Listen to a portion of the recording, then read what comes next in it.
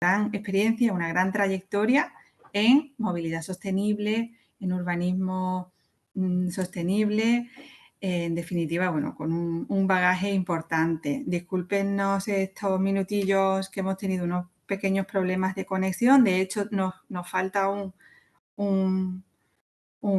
ponente, un acompañante en esta charlita que vamos a compartir, que es José Luis, que creo que está solventándolo.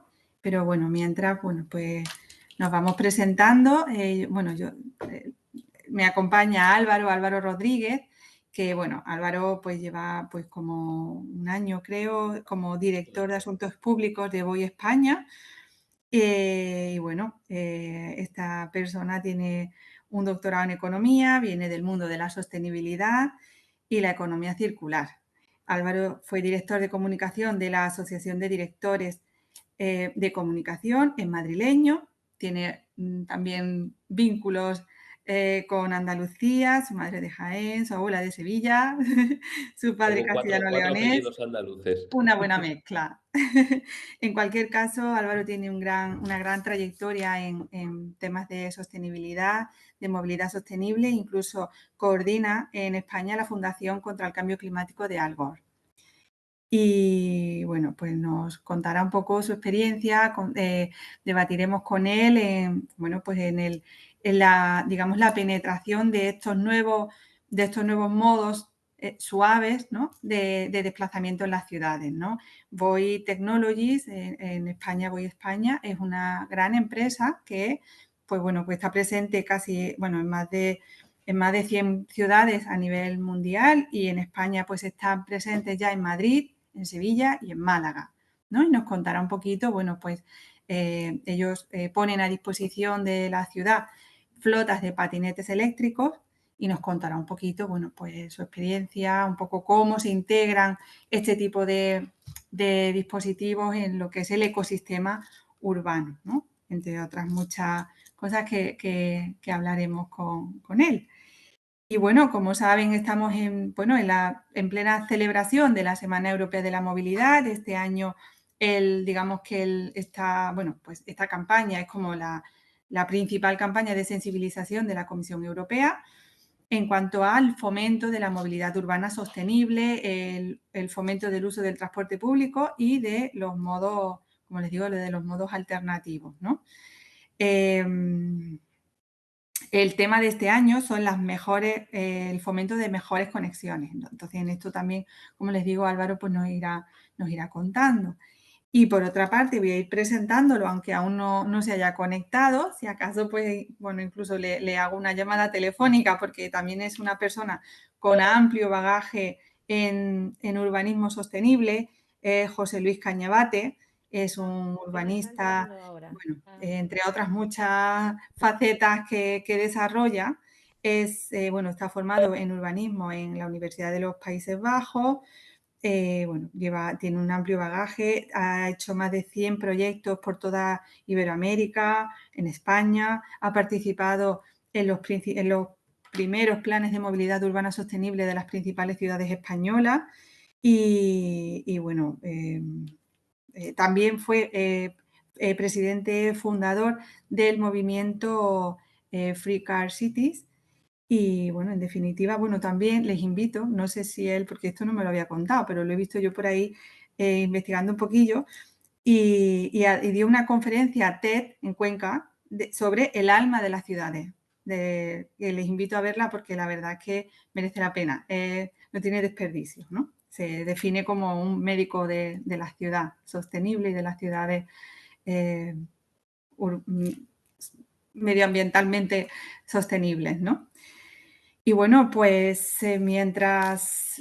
Mira, por fin, aquí está José Luis. José Luis, ya hemos hablado un poquito de ti, y yo, si os parece, os voy a lanzar directamente... Sí, Carmen. Un momentito, es que estaba conectándose con el otro perfil y lo acabo de pasar, pero no sé si te está escuchando todavía. Vale. A ver, es que está conectado, pero parece que no tiene el vídeo aún. Tiene el micro lo tiene El micro silenciado. sin Vamos, el abrir. vídeo me da un poco igual, bueno, que Sí, queremos verlo, pero pero que no sé si está te está escuchando. Voy a llamarlo al teléfono de nuevo. vale. Bueno, en cualquier caso, nosotros podemos continuar un poquito mientras entra José Luis, porque a mí me gustaría comenzar simplemente, a ver, no sé, Álvaro, y cuando José Luis se incorpore, ¿por qué surge el Día Sin Coches? ¿Qué necesidad hay para ello y cómo hemos llegado a esta situación? Vamos a comenzar un poco la conversación, un poco pues eso, ¿no? Preguntándonos el origen de todo, ¿por qué hemos llegado a esto y cómo, ¿no? Hemos llegado a esta situación. No sé. Hombre, evidentemente José Luis lo podrá comentar mucho mejor, pero yo creo que si podríamos definir el siglo XX como algo, es el siglo del coche privado, ¿no?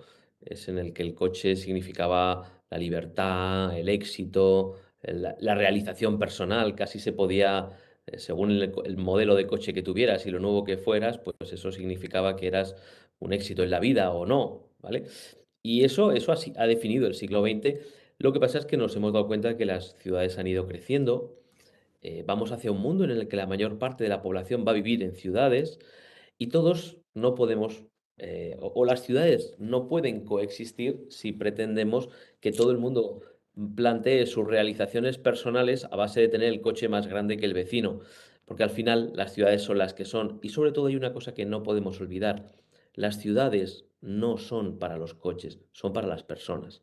De hecho, una de las cosas que me gusta de la empresa en la que trabajo, de Voy, cuando llegué, es que me encantó que su propósito, su visión, no era patinetes más rápidos o patinetes más bonitos, era ciudades en las que merezca la pena vivir. Es decir, realmente lo que creemos es que todos tenemos un papel que jugar para hacer que la ciudad sea ese lugar en el que queremos vivir. Parece muy triste que si la ciudad es, digamos, el paradigma de la civilización, o sea, si yo pienso en la civilización, pienso en la ciudad, es donde todo lo que hemos desarrollado y lo que hemos avanzado se plasma. Y ahora realmente cuando empezamos a hablar con alguien decimos, no, es que lo verdaderamente bueno sería irse a vivir al campo.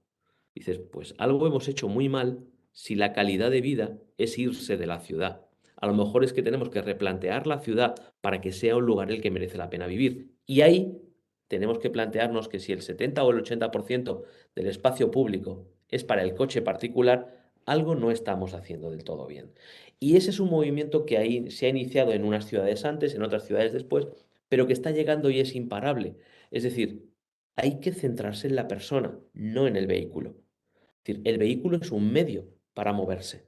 La gente querrá moverse o no, pero lo importante es la persona.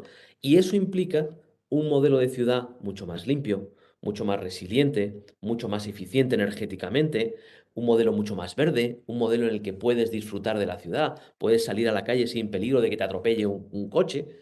Y todo eso es lo que está cambiando las ciudades. Y ahí cada uno juega su parte. El día sin coches, de alguna manera, dentro de la semana de la movilidad, es como si levantáramos la mano y dijéramos, oye, hay otra forma de moverse. La ciudad puede moverse de otra manera. Desde no moverse, que es algo que el COVID nos demostró que era posible. Es decir, yo recuerdo muchas empresas que decían, no, el teletrabajo no es técnicamente posible porque el departamento tiene que verlo, y de pronto todos descubrimos en cuestión de 48 horas que técnicamente era posible si no había más remedio. De hecho, eso creo que con el tiempo, y la historia lo verá, habremos cambiado en gran medida la forma en la que están las ciudades, porque el teletrabajo sí era posible en muchos casos. Eso por un lado. Pero además hay otra cosa que dices, vale, y si me muevo, ¿cómo me muevo? ¿Necesito mover una cosa de 2000 kilos para mover a una persona de 60? O sea, por mucho que queramos pensarlo, eso no es eficiente ni aunque el coche sea eléctrico.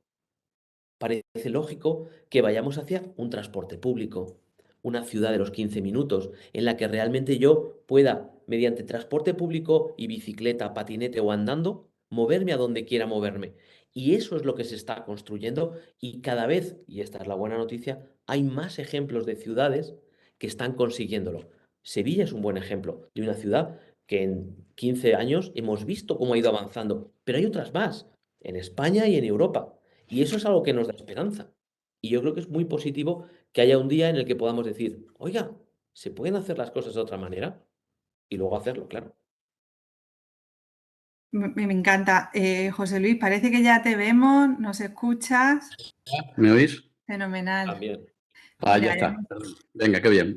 Hasta ahora. hemos empezado hablando un poquito bueno, pues del servicio que presta la empresa a la que representa Álvaro. Yo quería preguntarle, porque él estaba hablando un poco de que Sevilla es un poco ejemplo, ¿no? de integración de estos modos en el ecosistema urbano, porque realmente, bueno, pues ya también tiene un bagaje, ¿no? Recordábamos cuando se ponían en un inicio, pues flotas de bicicletas públicas, cómo aparecían vandalizadas, todos los recursos que se necesitan un poco para normalizarlo dentro del ecosistema y que sea pues un elemento más dentro de la ciudad y se use, ¿no? Yo quería también incidir un poco que nos contéis diferencias por el tamaño de las ciudades, porque la semana pasada estuve también en un encuentro eran municipios más pequeñitos, de menor número de habitantes, y los representantes locales nos decían que era muy complicado el fomentar, el impulsar el cambio de hábitos, porque prácticamente los vecinos, las distancias eran pequeñas y los vecinos llegan con el coche de una puerta a otra. Entonces, creo, no sé, si podemos conversar un poco sobre este aspecto, porque realmente en una ciudad grande, ¿por qué se cambian los hábitos? ¿Por educación, por sanidad, por convencimiento? ¿O realmente es por necesidad, porque es que el espacio urbano está ocupado, porque tardo muchísimo, porque no me queda otra? Porque luego veo, pues eso, en ciudades más pequeñas, con distancias más asequibles, pues andando o en modo suave, que realmente vamos con el coche de una puerta a otra, ¿no? Entonces, no sé, que estábamos hablando, José Luis, un poco del por qué el día sin coche, el cómo hemos llegado a esta situación, ¿no? Un poco el origen y luego un poco pues el servicio de flotas de patinetes eléctricos, cómo se han integrado, cómo se integran en la ciudad, y me gustaría ahondar un poquito pues en eso, en cómo de receptivas están las ciudades en base, bueno, pues a su tamaño, o no sé, qué aspectos vosotros encontráis en vuestra experiencia, pues que diferencian, ¿no? O, esa receptividad de la ciudad pues bueno, ante un mismo proyecto, como puede ser, por ejemplo, la integración de una flota de un modo pues más sostenible, ¿no? ¿Me dejas que empiece por lo del día sin coche? Sí. Buenas tardes a todo el mundo. Lo primero, disculpar el retraso, que ha sido el proceso de que no controlamos la tecnología todavía, todo lo que creemos. Pero bueno, yo estuve sentado en la mesa donde se decidió. Eso es un indicador de que a lo mejor soy demasiado viejo, pero estuve sentado en la mesa donde se decidió poner en marcha una idea que se le ocurrió a alguien que nos pareció muy simpática, que era celebrar un día en toda Europa sin coches, año 1991. Y alguien en aquella mesa dijo, hay que tener mucho cuidado de si celebramos un día sin coche, que no se convierta en el día sin coches para toda la vida. Os hablo de hace 30 años y seguimos celebrando el día sin coche. Bueno, hemos avanzado un coche de un día a una semana. Alguien dijo, lo suyo sería que el día se convirtiera en una semana, la semana en un mes, y consigamos que nuestras ciudades sean las ciudades sin coches. Es un objetivo que se planteó en Car Free Cities. Tuve el honor de ser la primera presidencia y lo que pusimos encima de la mesa como alarma, que alguien lo debió ocultar porque no lo hemos vuelto a ver, era el peligro de que se convirtiera en lo que se ha convertido, que es un momento en el que no dejamos de hacer lo que nos parece útil, y estoy criticándolo en absoluto, pero sí que debería haber ido evolucionando hacia algo un poquito menos, y no lo digo en tono peyorativo, menos folclórico que lo que hacemos hoy. Entonces, eso respecto a lo primero, respecto al día sin coche. Respecto a lo segundo, que es la incidencia de la transformación de ese modelo cultural, político, en lo que hoy está significando esas proyecciones de las grandes ciudades a las pequeñas, sí es cierto, y es probablemente otro error que estamos cometiendo, pensar que todo es Sevilla.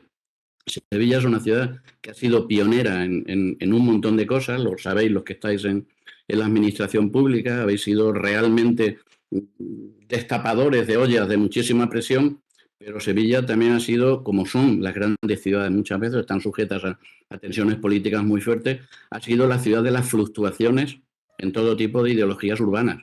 de ahora sí, ahora no, sabes lo que pasó con la bicicleta, arrancó, bajó, esperemos que no siga pasando lo mismo. Pero yo quiero llegar quiero plantear más preguntas que respuestas, dejo ahora encima de la mesa. Sevilla, las grandes ciudades no son ejemplos para las ciudades pequeñas y las ciudades medias. La forma de enfocar el problema de la movilidad, perdón, la accesibilidad, que es el problema que realmente tenemos que resolver, la movilidad no es un problema, la movilidad es un efecto indeseado que probablemente deberíamos suprimir de nuestras políticas, por lo menos a nivel de lo deseable. Las ciudades pequeñas pueden trabajar en unos márgenes de seguridad y de garantía para todo el mundo en periodos de tiempo muy cortos y con presupuestos bastante reducidos. Cometemos un error los que comunicamos este tipo de políticas y es enseñar lo que se hace en Madrid a todo el mundo. Como hacemos un congreso internacional, va a Madrid, Barcelona, Sevilla, y no sirve lo de esas ciudades para las pequeñas. Las pequeñas tienen, como tú muy bien has dicho, la mitad del camino ya han dado por eso, por ser pequeñas. Probablemente toda la política de las zonas de bajas emisiones nos las podríamos haber ahorrado si hubiéramos ido a hacer ciudades pequeñas, humanas, o haber recuperado aquella vieja filosofía de las ciudades medias, los low cities. Entonces, en principio, sí, pero Yo es que creo, a ver, no sé si estáis de acuerdo, pero creo que todo se va, todo se explota cuando surge el concepto de ciudad dispersa. Porque hasta ese momento, pues teníamos el concepto de barrio, estaba todo, pues más o menos acotado, teníamos servicios a mano, pero claro, al surgir este superconcepto, que aquello era, bueno, el boom, ¿no? De zonas residenciales, muy disgregado el uso del suelo, otras zonas comerciales, otras zonas de trabajo, ahí estás ya generando, bueno, pues digamos esos desplazamientos que además son desplazamientos de cierta distancia, que tú tienes que utilizar el coche, porque además un transporte público tampoco nos salen los números para ir a cubrir ese servicio, ¿no? Y como Álvaro también decía, ¿no? El coche como elemento de, no sé, de posición, ¿no? De algo como muy bien visto, ¿no? Entonces, no sé si estáis de acuerdo en que es ese momento en el que se va todo de control o no sé, que Hay una cosa en la que estoy totalmente de acuerdo con José Luis y otra en la que discrepo, con lo cual así es un poco más ameno. Tiene toda la razón en la que no tiene nada que ver un pueblo o una ciudad pequeña con el problema de una gran urbe, ¿vale? Pero lo que no podemos obviar es hacia dónde estamos yendo. Es decir, por desgracia o por fortuna, el mundo en los próximos 30 años va a tener una serie de retos en las grandes urbes que más nos vale que seamos capaces de sobrellevar y de adaptar. Y ahí es donde los ejemplos de Sevilla, evidentemente, ejemplo de Sevilla no va a ser útil para Bollullos del Condado, pero probablemente el ejemplo de Sevilla sí pueda ser útil para Bilbao, para Valencia, para Barcelona o para Valladolid. Y esto es algo que al final habrá que hacer, como yo decía, como una de las cosas que tú has comentado al principio, yo también coordino aquí en España la Fundación de Cambio Climático de Al Gore, de Climate Reality, y siempre nos dicen que cómo se lucha contra el cambio climático. Y lo que siempre digo es lo mismo, que esto no es un instrumento del que tienes como Manolo el del bombo, que tiene un bombo y toca una nota, sino que aquí hay un piano de 88 teclas y hay que tocarlas las 8, las 88 y las 88 maravillosamente bien. Pues esto es lo mismo. Probablemente en lo que es la ciudad pequeña, el modelo de la ciudad accesible, la ciudad de los 15 minutos, sea absolutamente, porque además no será una ciudad, sería el lugar donde vive. Y estoy de acuerdo con José Luis en que no es una cuestión de movilidad, sino de accesibilidad. Es decir, tengo que estar donde quiero estar, cuando quiero estar y porque lo necesito. Y eso tengo que hacerlo de la manera más amena, agradable y segura posible. Y esto hay que hacerlo en las ciudades pequeñas y en las ciudades grandes. En las ciudades pequeñas, sin duda, las herramientas con las que se puede tener un éxito más corto plazo son mucho mayores. Las ciudades grandes, lo ha dicho José Luis, dependes de, vienen unos, vienen otros, hay infraestructuras, no hay infraestructuras, ya se ha hecho mucho, lo que tú has comentado. Tú aquí en Madrid tienes el polígono industrial en el cual trabaja la gente, el centro comercial que está en otro sitio, el área de deporte, incluso ya hacemos polígonos de deportes, polígonos. Entonces, claro, al final la interconexión de ellos es absolutamente imposible si no vas a un coche particular. Y ese es un reto que habrá que abordar. De todas maneras, también vemos que hay muchas iniciativas que están pidiendo volver al concepto de barrio. volver al concepto de supermanzanas, volver al concepto de una ciudad en la que el 90% de tus desplazamientos se hacen en el entorno cercano y donde se pueda hacer un desplazamiento sin emisiones, un desplazamiento seguro, un desplazamiento, pues un poco lo que hablamos, transporte público más soluciones de última milla, que es algo que puede estar muy a mano. Evidentemente, y estoy de acuerdo con José Luis, cada ciudad con su tamaño tiene sus problemáticas, pero tenemos que abordarlas todas, porque el reto que tenemos como sociedad de a 2030, 2040 y más allá es realmente cambiar el esquema de una ciudad que lo único que hace es consumir energía y luego emitir gases de efecto invernadero, acabar, y además resulta desagradable para el que vive, y tenemos que cambiar ese paso y cambiarlo rápido. Y creo que hay, evidentemente, todo se puede mejorar, pero hay modelos que demuestran que es posible. Y vuelvo a poner encima de la mesa el modelo de Sevilla, quizá porque, como tú has dicho antes, mi abuela era sevillana, yo no soy andaluz, pero tengo 4 apellidos andaluces, y es algo que realmente creo que Sevilla es una ciudad que hizo algo muy atípico para el año en que lo hizo. Es decir, entre 2006 y 2007 se construyen más de 100 kilómetros de carriles bici segregados, que en aquel momento era una absoluta locura. ¿Y qué pasó? Que cambió parte de la movilidad. No solucionó todo, ¿eh? Pero hubo un cambio sustancial. De hecho, quiero recordar que en 2018 hubo un momento dado en que Sevilla estaba por encima de Ámsterdam como ciudad preparada para la bicicleta. Rápidamente los holandeses hicieron unos cuantos más kilómetros y tal, y volvieron a colocarse por encima. Pero quiere decir que sí tenemos unos estándares de movilidad con unas infraestructuras que permiten que luego el ciudadano siga. Porque creo que hay una cosa, y con esto termino esta parte de la intervención.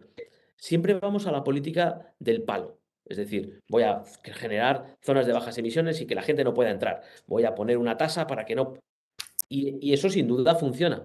Pero funciona mucho mejor cuando está el palo y la zanahoria. Es decir, cuando lo que te estoy ofreciendo son opciones de movilidad más sencillas, más económicas, más baratas, más seguras, más sostenibles, y al final te das cuenta que si coges una bicicleta o un patinete, te vas al metro, coges el metro y luego hasta tu trabajo te vas andando, tardas menos que si vas en coche.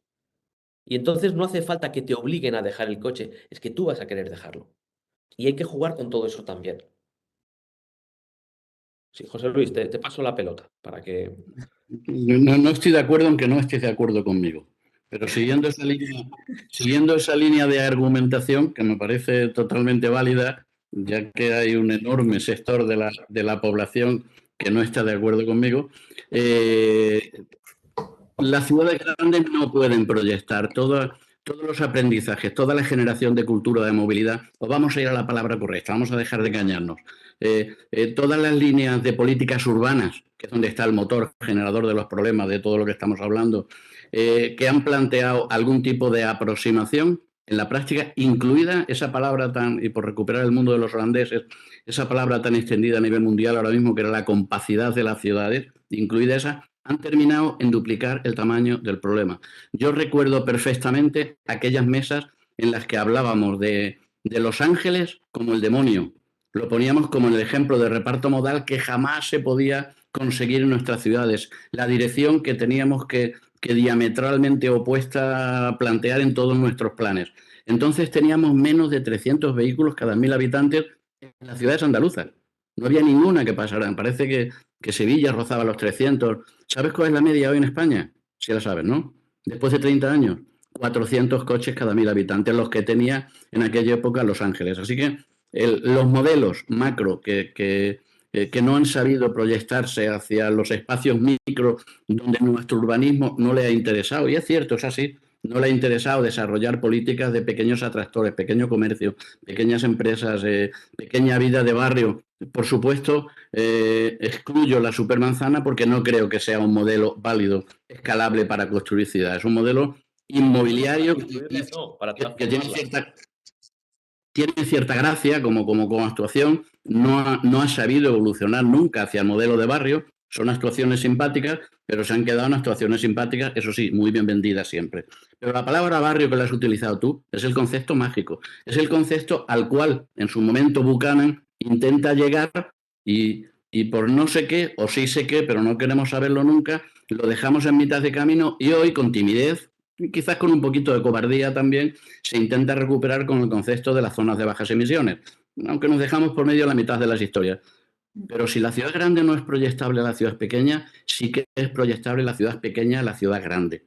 Sí que es posible transformar eso que nadie sabe resolver de la distancia para que no mute hacia lejanía.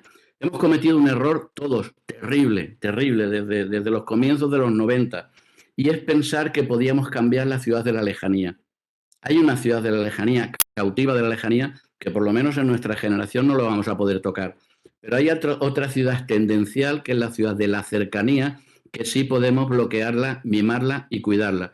Pero eso requiere que se trabaje desde un ámbito que no estamos trabajando. Y ya fíjate, ya ni siquiera me meto con el sector político, al que los pobres les echamos siempre toda la culpa. Tampoco me meto con el institucional, que también van con la mejor intención. Voy a donde mis compañeros del mundo educativo en su época clamaban, nunca les hacíamos caso, y hoy nos estamos dando cuenta que es donde teníamos todas las cartas con valor, al modelo cultural. Es posible recuperar la pequeña escala dentro de las grandes ciudades y al mismo tiempo respetar algo de las grandes distancias.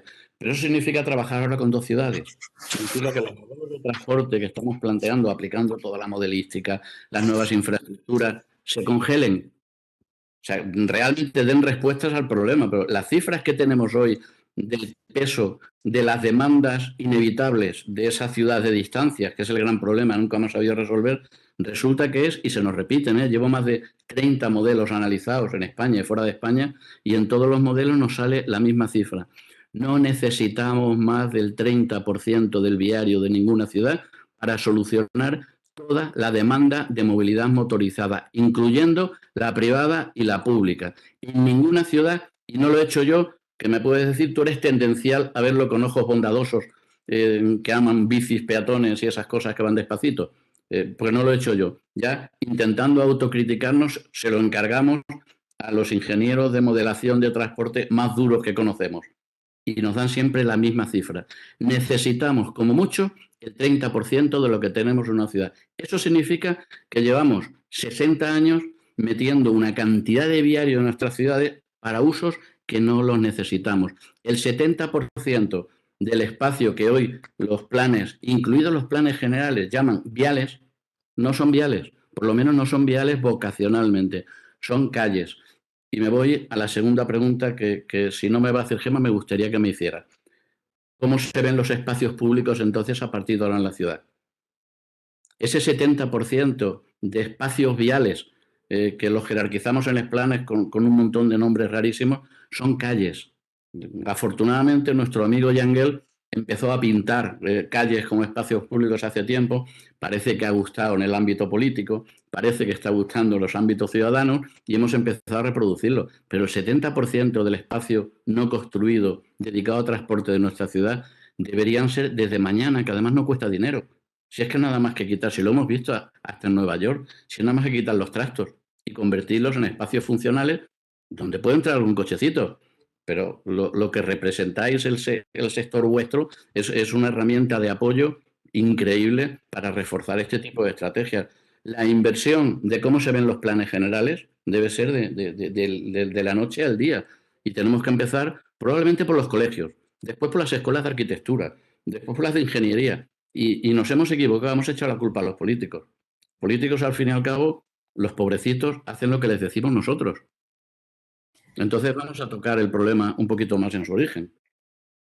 Entonces, a mí me gustaría que llegáramos a, o sea, que resumiéramos cómo atacar, o sea, qué agentes necesitamos que intervengan. Porque yo no voy a intervenir o voy a intervenir lo menos posible, pero quizás no estoy muy de acuerdo en que la parte política tampoco tenga nada que ver, ¿no? O sea, estoy totalmente de acuerdo con lo que comenta José Luis de que la educación es básica, no solamente a nivel profesional, de escuelas de arquitectura, de ingeniería, sino, por supuesto, desde la base de la educación de los niños. O sea, no sé, tienen que ver otro modelo de transporte, no puede ser, pues, los caminos escolares, hay tímidas iniciativas que poquito a poco, pero que tienen muchísima inercia y que al final, bueno, pues terminan al final pues utilizando el coche de manera indiscriminada, ¿no? Escuché también en un foro hace ya tiempo a un representante de un ayuntamiento donde había una amalgama de partidos políticos en el ayuntamiento y este señor dijo, es que se me grabó, porque además creo que ese discurso yo no lo había escuchado hasta ese momento y creo que por eso te digo que discrepo con el tema de que el político no, yo no le exonero de tanta responsabilidad, de la responsabilidad, porque decía, con el lío que tenemos en mi ayuntamiento, dice, uno de los pocos consensos a los que hemos llegado es que euro invertido en transporte es euro ahorrado en sanidad. Dice, y en eso estamos todos de acuerdo. Y me parece que es algo básico. Partiendo de ahí podemos ir construyendo. Pero si no hay, entiendo, ¿no? No sé qué opináis o, bueno, no sé, os A ver, dejo... Gemma, tú has dicho que qué actores hacen falta para hacer esta transformación. Todos. Hacen falta los políticos, hacen falta los arquitectos, hacen falta los ingenieros, hacen falta los ciudadanos, los conductores y los no conductores, los que van en bici, los que van andando, los que van en patinete y los que tienen una discapacidad. Todos hacen falta. Probablemente lo que hay que hacer son mucho más foros de diálogo sincero, barrio por barrio. Es decir, que sean los propios ciudadanos de ese concepto que estoy hablando con José Luis, me gusta el concepto barrio. También tú has dicho que la supermanzana no ha funcionado y yo te diría, ¿y dónde la han probado de verdad? Si es que lo que se han hecho son experimentos muy tímidos, muy tímidos. Es decir, todavía no ha podido fracasar. Es decir, no ha podido fracasar porque no ha sido capaz de llevarse a cabo. Porque es cierto que falta valentía para tomar las decisiones que hacen falta. ¿Por qué? Porque hay una cosa que tenemos que tener en cuenta. Hasta ahora la ciudad lo que no ha sido es democrática. Es decir, decimos, los coches son un problema en la ciudad y pocas veces nos damos cuenta de que realmente los coches no son más del 30% de los ciudadanos, en ningún caso. Es decir, hay un 70% de los ciudadanos que no se están moviendo en coche. Y en cambio, estamos dando ese 70% del espacio público a un 30%. Es decir, para empezar, el reparto del espacio ni siquiera es ecuánime. Con lo cual esa es la primera cosa que deberíamos plantearnos. Y realmente yo te diría que las experiencias que se están llevando son muy positivas. Mira, nosotros acabamos de publicar un estudio que se llama Ciudades hechas para vivir, precisamente, con, bueno, el nombre de los arquitectos con los cuales hemos trabajado, quizás deberían replanteárselo, pero en Alemania sonaba muy bien porque era Ya Architects.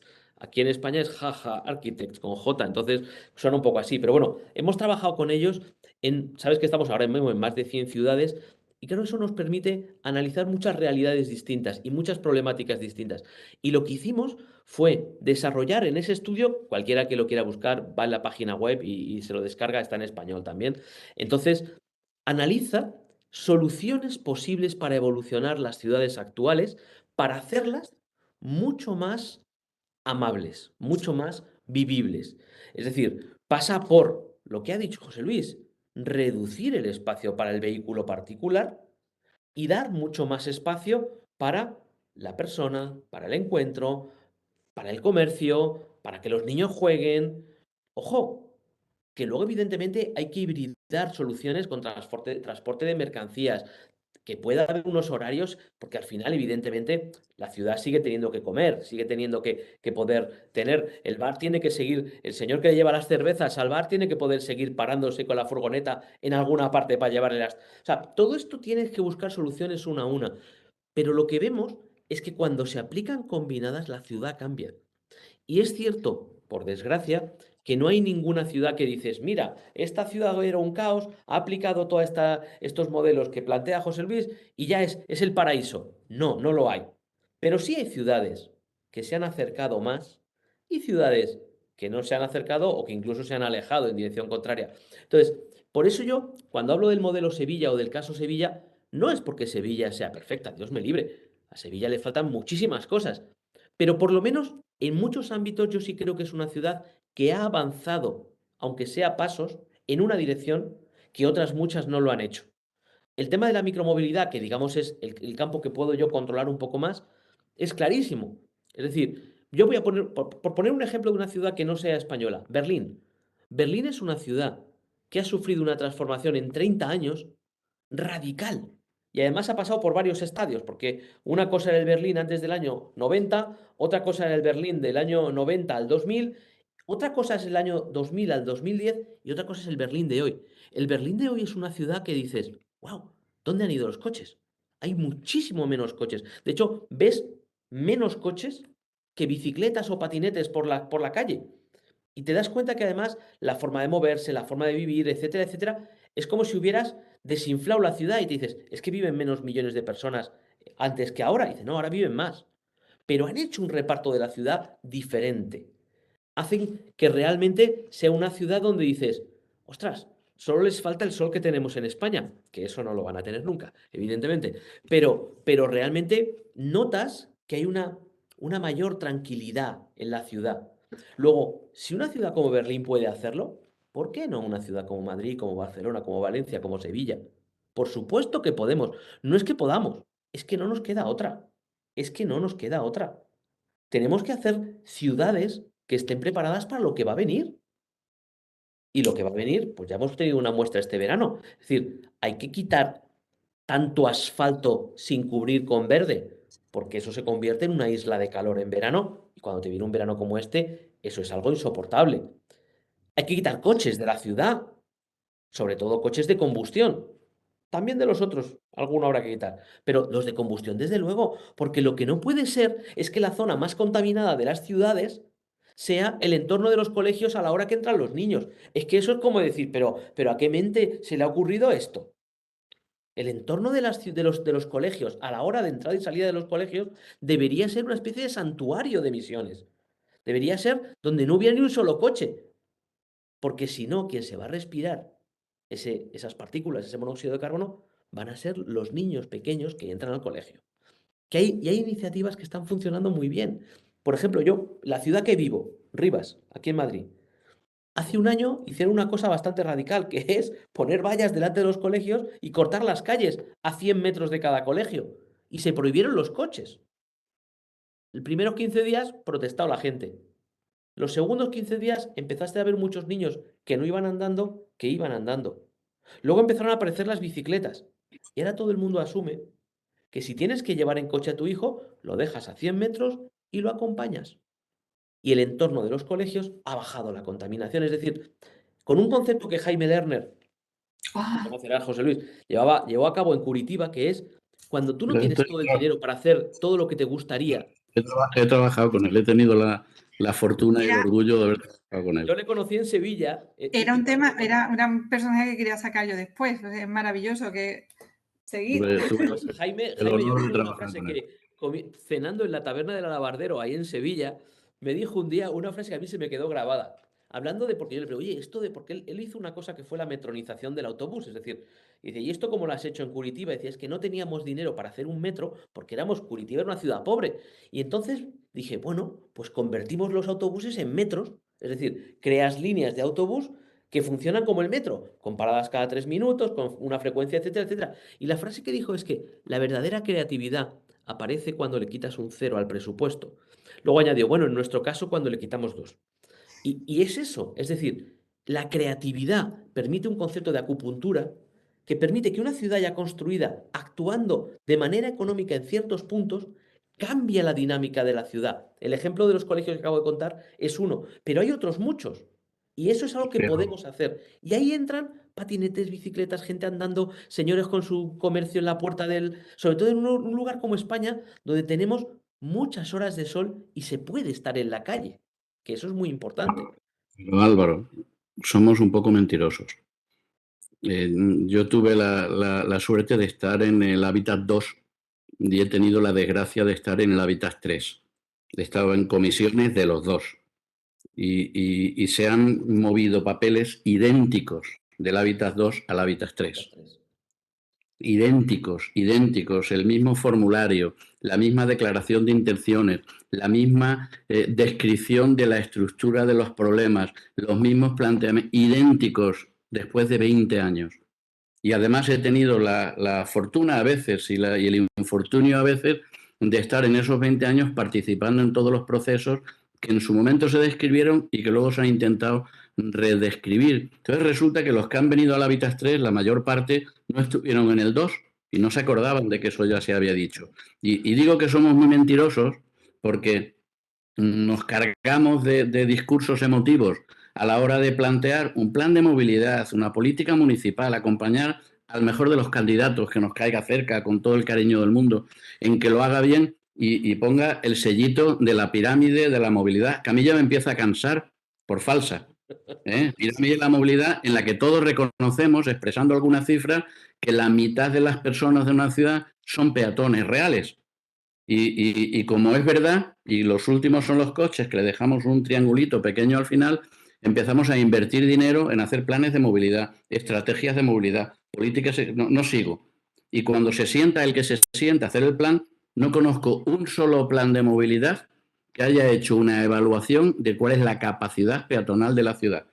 ¿Podríamos solucionar toda la movilidad andando? Todo el mundo empieza por lo mismo, un modelo de simulación, una OD, para ver con los coches, todo el mundo, no el 90, el 100%. Entonces, somos unos mentirosos y me voy a meter porque me da vergüenza salirme, pero la verdad es que no lo hago. Pero si empezamos así al revés, y agradezco tu comentario, Gemma, intentando volver a meter a los políticos en el saco, que sí que se lo merecen. Lo que sí quería es repartir un poco la culpa. Es muy cómodo como técnicos, y lo hacemos con una frecuencia que es a veces vergonzosa, es que la culpa es del que toma las decisiones. La culpa se me escapa de las manos. Yo era bueno, pero no son siempre hechos ellos. La decisión siempre la toman con un informe, con un plan detrás y con una evaluación hecha por un técnico. Es muy raro que lo hagan ellos solos. Entonces, es verdad, Álvaro, estoy de acuerdo contigo en que todos somos un poquito culpables y por lo tanto la solución debe enfocarse desde todos otra vez. Estoy de acuerdo, totalmente. Eso es. Pero número uno, dejemos de engañarnos a nosotros mismos. Número dos, ¿me dejas dar un discurso a los alcaldes que vayan cortito de un minuto, que vayan a participar en las próximas elecciones, Gemma? Claro. No voy a meter con nadie, no voy a hacer nada políticamente incorrecto. ¿Me dejas? Sí, sí, Bien. sí, claro. Futuros alcaldes y alcaldesas. En cualquiera de nuestras ciudades, lo acaba de decir Álvaro, en las ciudades más motorizadas, solo el 30% son conductores. O sea, 3 de cada 10 personas son los únicos que tienes posibles votantes en caso de que te salga bien una política de remotorización, aunque sea eléctrica. Ojo, vas a tener como mucho un 30%. El 70% de la gente no te va a votar por políticas de este estilo. Ahora, Barcelona hizo una cosa muy bonita en los años 90 y es hacer una encuesta a toda la ciudadanía, sobre todo centrada en los conductores. ¿A usted le gusta ser conductor? ¿A usted le gustaría ir de otra forma? ¿Sabéis cuáles son los resultados? Porque la llevamos repitiendo desde entonces en todas las ciudades por las que pasamos. Solo el 30% de los conductores, es decir, solo el 10% de toda la gente que se mueve en una ciudad es lo que entonces llamábamos el conductor compulsivo. En otros lenguajes el enfermizo, el otro pues ese señor que tiene que ir a la fuerza en coche. Da igual cómo lo denomines. Pero solo una de cada 10 personas te va a votar. Así que futuros alcaldes y futuras alcaldesas, aplicar todas las políticas que estamos comentando que no van en priorizar en absoluto al coche, porque es lo único que te va a garantizar el poder liderar tu ciudad y el poder construir algo sano y dejar con un poquito de elegancia para nuestro futuro. Menos del 10%. No hay votos ahí. Y luego yo diría una cosa. Esto es como, iba a decir lo de la caja de bombones de Forrest Gump, pero es decir, está todo hecho. Está todo inventado. Es decir, ¿y cómo hago esto? No te preocupes, no te pongas creativo. No, lo que se te ocurra ya se le ha ocurrido a otro. El piloto que quieras hacer ya lo ha hecho otro.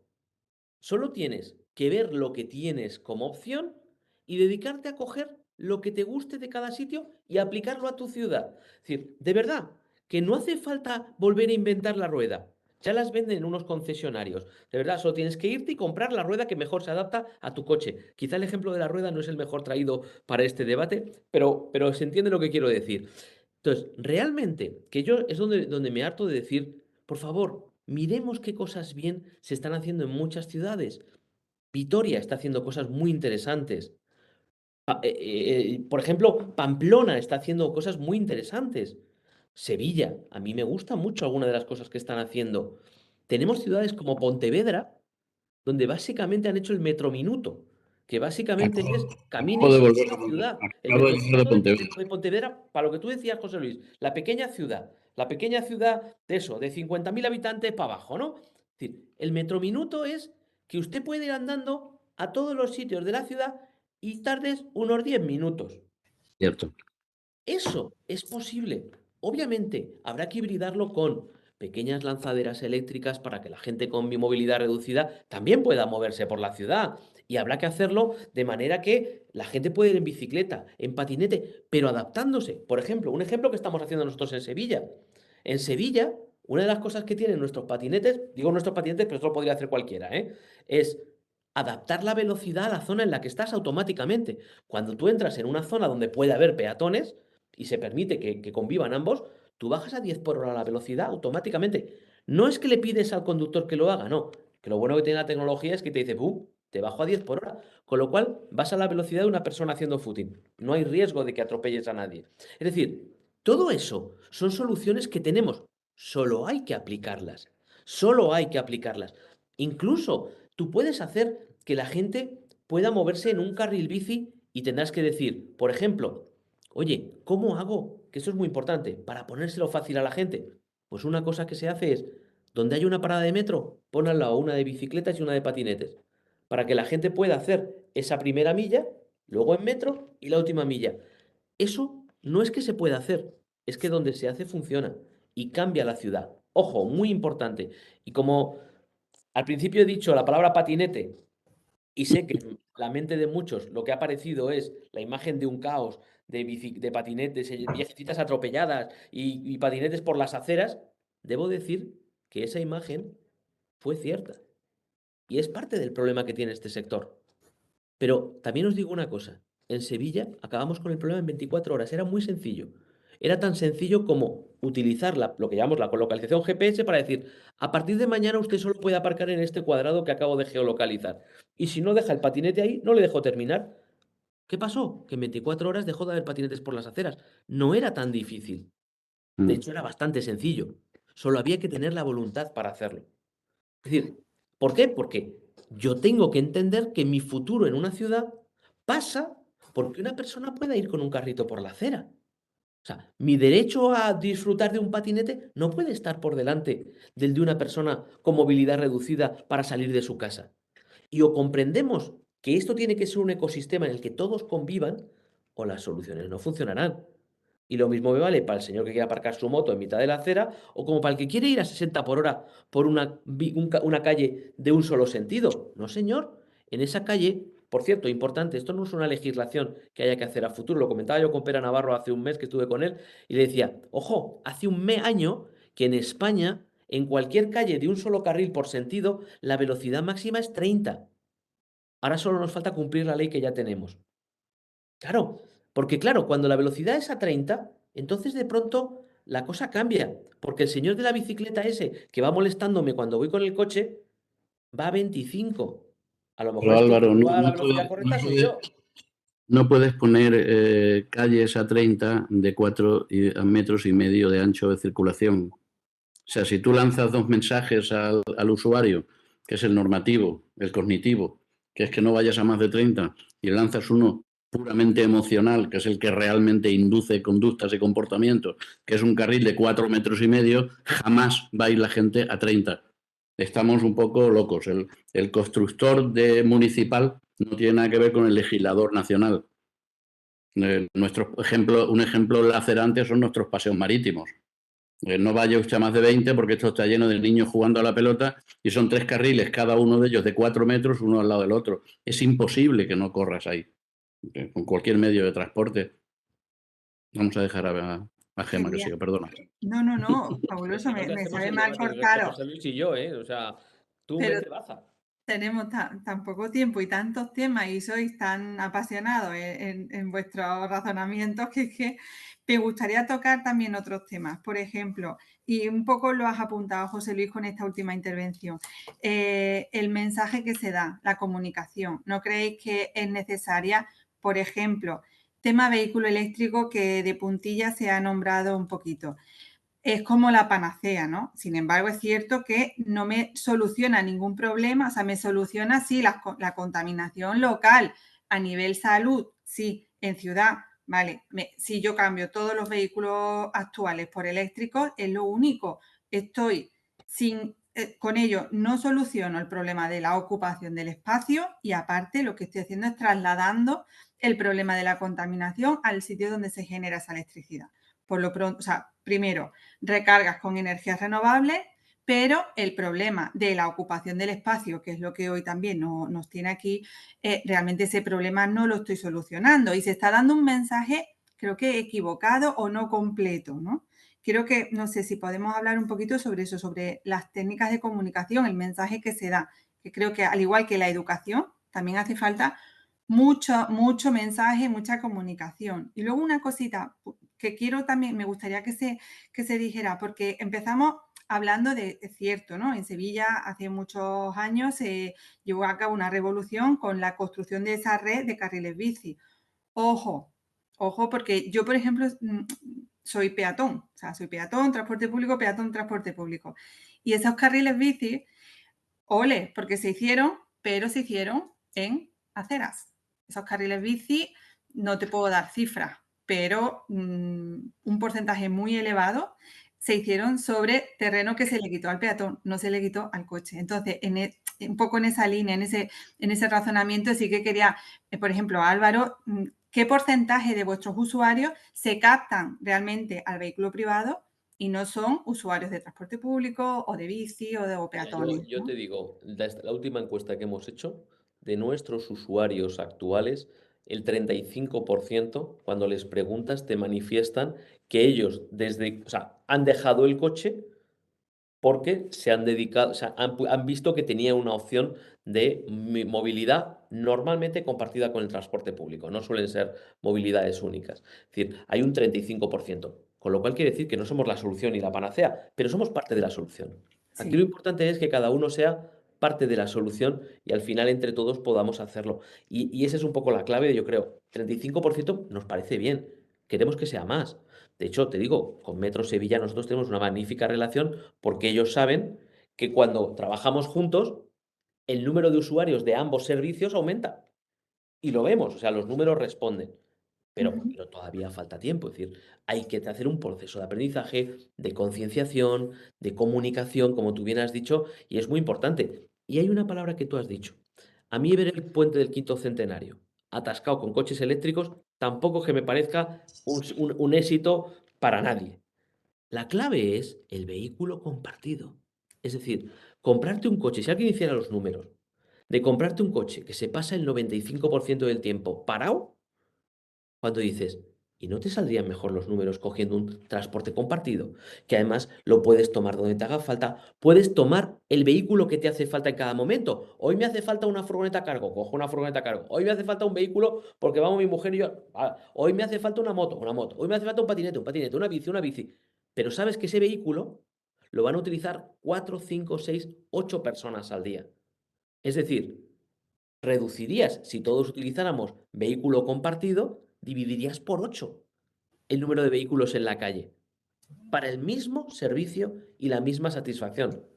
8 veces menos recursos, 8 veces menos energía, 8 veces menos contaminación y 8 veces menos congestión. Realmente nos han engañado. Poseer un coche no era el éxito. Yo, perdona, señores. tómate con cariño mi incredulidad, porque llevo repasando cifras desde 1991 y el reparto modal es prácticamente el mismo. O sea, ni la bicicleta ha conseguido captar, se mueve alrededor del 20 y mucho al 30 y poco. No hemos conseguido captar usuarios del automóvil privado. Solo hay una ciudad en España, y dudo de las cifras, que en su momento se acercó al 20 y algo, que en su momento fue Granada, pero fue Granada porque cerró herméticamente toda la parte interior. Entonces, midiendo dónde mides, te sale lo que quieras que te salga. Pero no es una crítica en absoluto, es que No, no, simplemente... pero escucha, yo te digo el dato que nos ha salido en Sevilla. En Sevilla está por encima del 30%, pero me da igual. El 25 sigue siendo mejor que cero. Es decir, y es ¿Sabes por parte. qué? ¿Sabes por qué no me lo creo con cariño? Porque seguimos diseñando con las mismas cuotas de espacio asignados a unos y a otros. Los No, es que te proyectos estoy más hablando de algo que maravillosos... lleva un año. Claro, José Luis. A ver, Claro, no, es que que tampoco por eso no es la curva de Venn. me lo estoy llevando a las cifras gordas, no en Claro. absoluto al modelo que me estás contando personal, que ojalá sería el primero que que me iría a empujar, pero que no hemos conseguido mover las líneas. O sea, el mensaje que me gustaría a mí dejar hoy en esta mesa es que mover líneas con miedo no sirve. El hacer actuaciones puntuales la semana de la movilidad tampoco sirve. Ni siquiera la política de los corredores escolares en un sitio, ni siquiera el hacer una zona de bajas emisiones. Esos son tiros al aire. O hacemos un mapa. Si me va a ser un mapa urbano de zonas de bajas emisiones, ole. Pero te voy a dar dinero para que hagas una zona de bajas emisiones que todo el mundo aprovecha y hace la operación estratégica oportuna políticamente, etcétera. Eso no es una política de integración ni dirigida hacia el futuro, es una política oportunista. Pero, Yo, José Luis, perdonadme, ¿qué me dices del perdonadme, me ejemplo sabe fatal cortaros porque esto lo vamos a repetir, ¿eh? Porque Es positiva, tiene gracia, la gente le va a gustar y va a dar un montón de votos, pero no funciona. Vamos a pensar.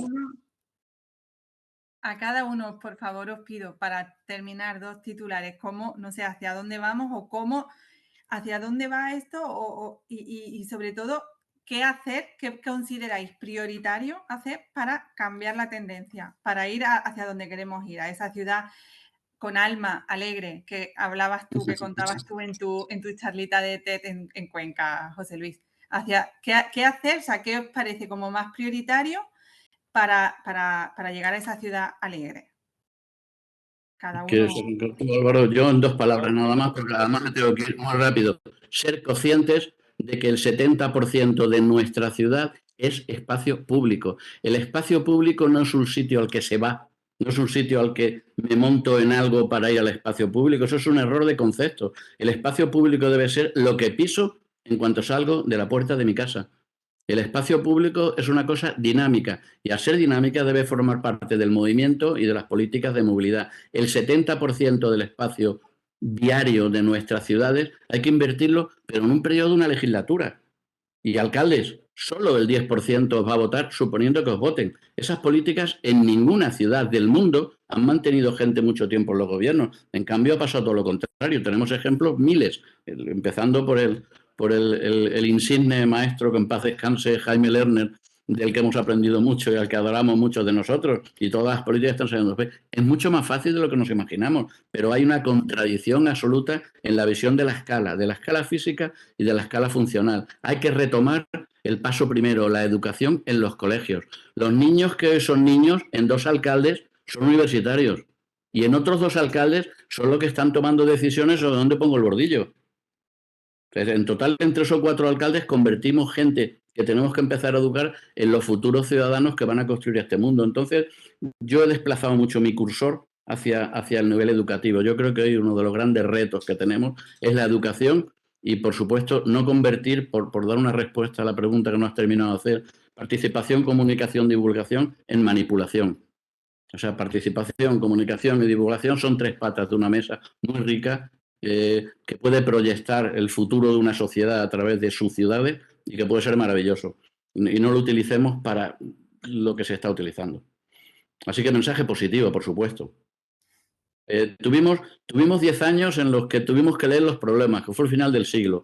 Hemos tenido otros 15 años para hacer lo que hace el que hace su primera casa, que es equivocarse. Nos hemos equivocado en muchas cosas. No tenemos ningún derecho a equivocarnos en nada. Sabemos, como muy bien acaba de plantear Álvaro, ya sabemos cómo se hace, está todo dicho y se ha hecho de todo. Hoy ningún representante público tiene derecho a plantear políticas erróneas y ningún profesional tiene derecho a decir tonterías. Se siguen diciendo algunas, cada vez menos, pero hoy tenemos que plantear a partir de este año ya, aprovechando el tirón de la crisis del COVID, etcétera, el tirón y cambiar radicalmente nuestra forma de entender nuestra sociedad y nuestras ciudades. Y yo os tengo que dejar porque tengo una clase, me tengo que ir. Ha sido un placer, Álvaro. Un placer, muchísimas gracias por acompañarnos y os digo que ya volveremos a vernos porque yo me he quedado con muchísimas, con muchísimas cosas pendientes de poder comentar.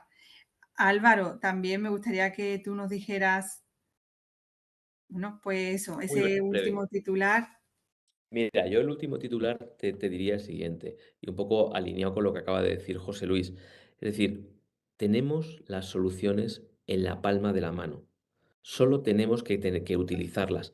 ¿Pero cómo? Con cooperación. No sobra nadie. Hay que sentarse a hablar con los vecinos, hay que sentarse a hablar con las empresas. hay que sentarse a hablar con todo el que tiene algo que decir y luego aplicar las soluciones que ya están, porque realmente las soluciones las tenemos ahí y podemos hacer soluciones para ciudades que realmente merezcan la pena, con transporte compartido, utilizando la tecnología que tenemos para que la tecnología nos permita hacer las cosas mejor. Y un mensaje último que creo que es muy importante. Como creo que estamos viendo, los veranos ya no son lo que eran, la contaminación está siendo la que es, ya no llueve lo que llueve. Y lo que nos están diciendo toda la comunidad científica es que este reto de transformar las ciudades en los próximos, voy a medirlo la unidad de medida de tiempo que ha utilizado José Luis, en los próximos 2 alcaldes, es decir, en los próximos 8 años, nos jugamos la supervivencia de la civilización humana. Y esto no lo estoy diciendo yo, lo está diciendo Naciones Unidas. Somos, nos guste o no nos guste, la primera generación que tiene su responsabilidad cambiar la situación por una razón, porque somos los primeros que tenemos las soluciones para hacerlo, pero somos los últimos que llegaremos a tiempo. Entonces, si no tomamos las decisiones sabiendo lo que sabemos, sabiendo lo que se nos viene encima y teniendo las herramientas que tenemos, no podremos mirar a nuestros hijos y a nuestras hijas a la cara dentro de 20 años. ¿Qué les diremos? Es que me dio pereza, es que iba muy bien en mi coche. Que cada uno piense qué le va a decir a su hijo y a su hija el día de mañana. Yo creo que en los 2 alcaldes que nos quedan merece la pena intentarlo, porque podemos hacerlo y podemos cambiar las ciudades y que sean el paraíso donde deben vivir los ciudadanos. Se puede, si se quiere. Fenomenal. La verdad es que ha sido un enorme placer y ya os digo que me ha sabido a poquísimo, vamos. Os agradezco muchísimo la disponibilidad, sé cómo estáis, además precisamente en este día, en esta semana, ¿no? Y, bueno, pues nada, os lo agradezco y por supuesto, pues eso, avisaos que dais que ya nos veremos en otra para continuar la charla. A vuestra Un abrazo, disposición. Gemma, y un gran saludo. Gracias, un placer y por supuesto gracias a los asistentes, ¿de acuerdo? Así que nada, pues buenas tardes y gracias. Un beso. Chao. Un abrazo fuerte.